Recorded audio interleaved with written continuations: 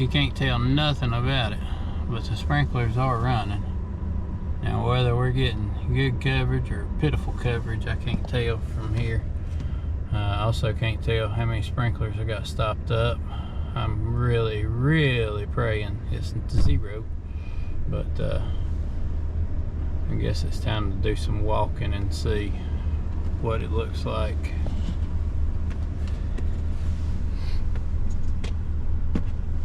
My little flashlight just died, so that's handy.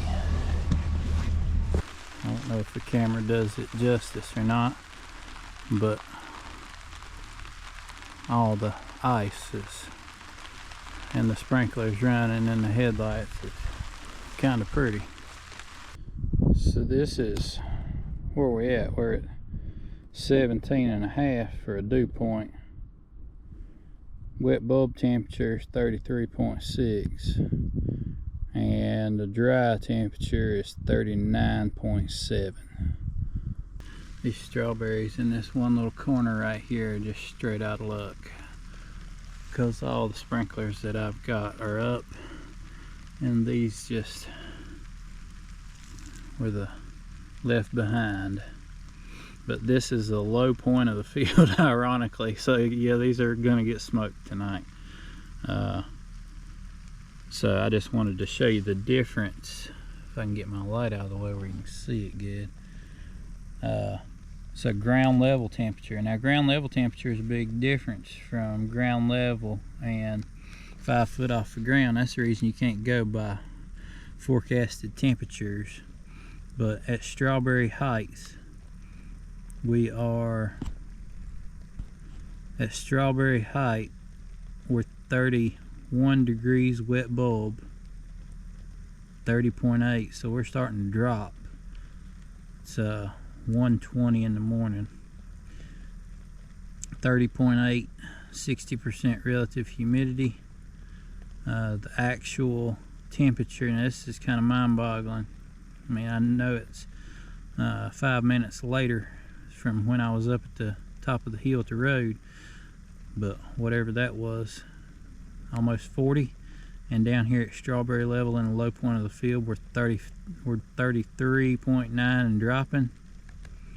Dew point 22, wet bulb 30.4.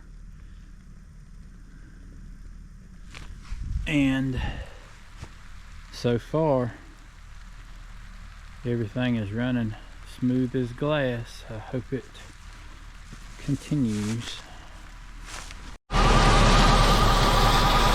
Well, that's what I get for talking about things going good. Oh Lord. Well, I don't know. I think it depends on the temperature as to the window you have to get the water back on if the water goes out.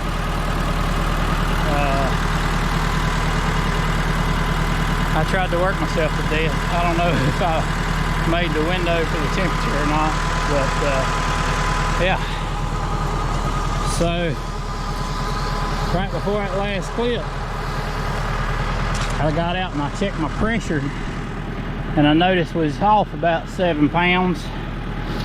And when I got down here, I realized this 4-inch piece of main line was split wide open right here at the pump.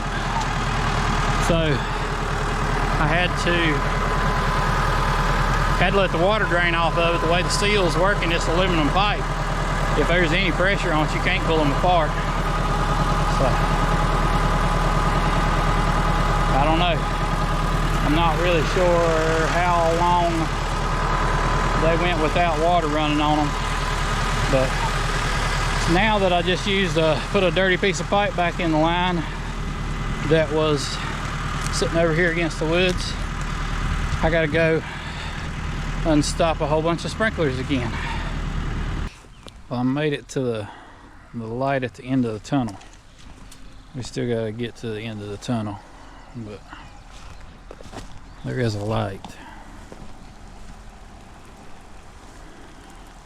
Other than the one significant hiccup, didn't have any other problems this evening. Last night, this morning,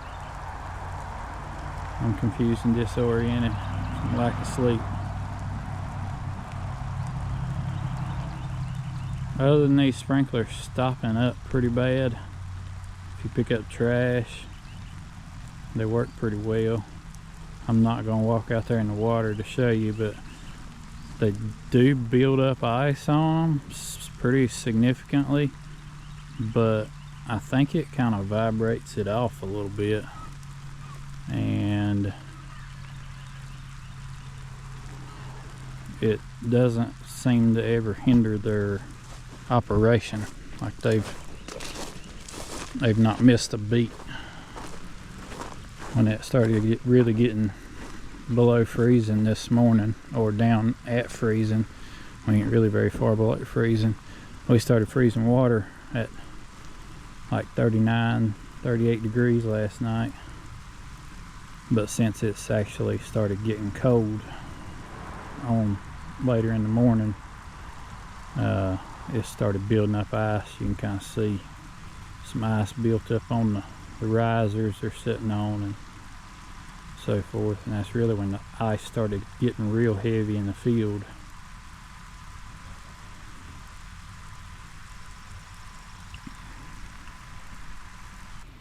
It got super cold here right at sunrise, and still is, I think. I hadn't checked it real recently, but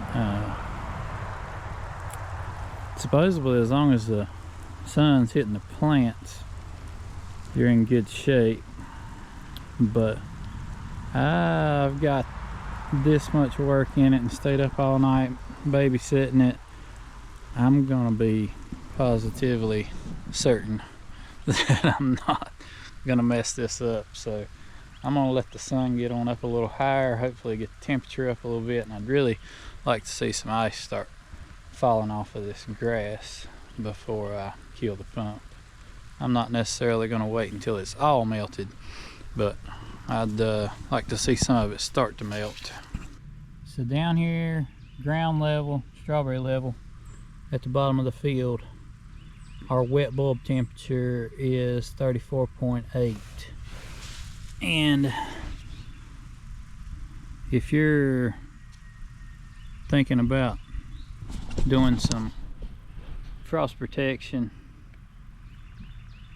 of your own, please do your own research and don't count on this being your end all be all, because I'm green as a gourd at this myself. Usually if it's got .edu after it, you can pretty well count on it being a pretty solid resource for information. Oh, there's another monkey wrench.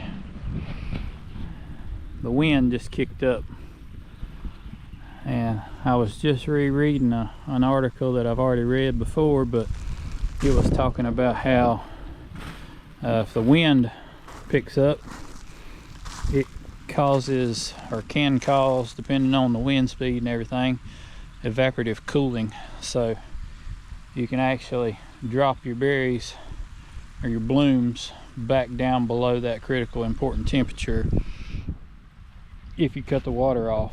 So it said be sure you don't cut the water off too early if a wind kicks up. So looks like I